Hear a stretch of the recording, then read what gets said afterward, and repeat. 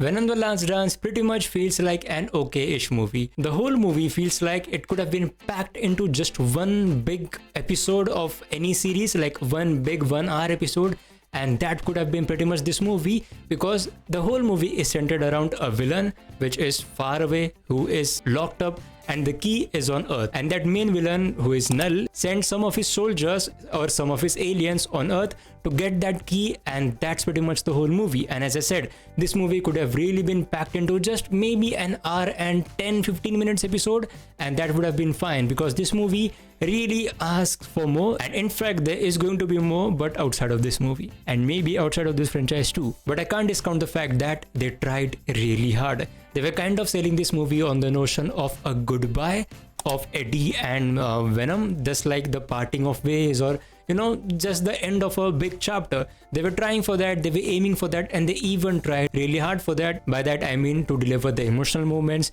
to kind of just make a bond and just try to take that bond away from us audience, and that essentially will drive us into the notion of that goodbye, that bye-bye kind of a feeling. They tried really hard with the acting, with all the setup and all, but it kind of just falls short to deliver. But part of the reason may be because we don't have that emotional connect with neither Venom nor with Eddie. So because of that as well, that notion may be hampered, but nonetheless they tried pretty hard. And if one thing everyone could be sure of that the movie will deliver is definitely the camaraderie, or just the bonding of Venom, the symbiote, and Eddie. You can't take that away from them, because they do make you laugh a lot. If I talk about Null pretty much feels like they were just trying to set him up. And as I mentioned before as well, that I just felt that this movie could have been packed into just an hour-long episode, because the next chapter of this movie craves for more of Null, because this movie was just the introduction of Null, and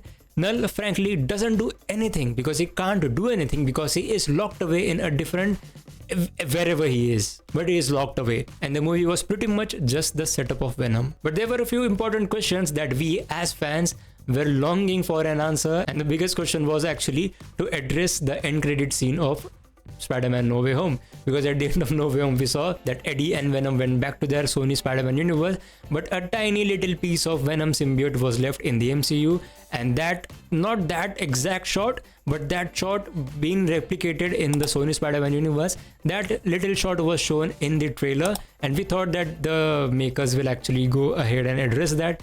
But no, they said no, we are not going to do that. Sorry.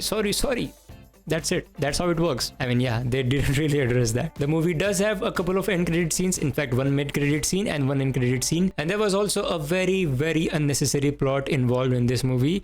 We can see why they did that. We can see why, what the intention of that was.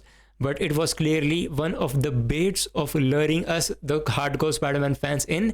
And you can guess what that storyline was. The storyline was around this guy.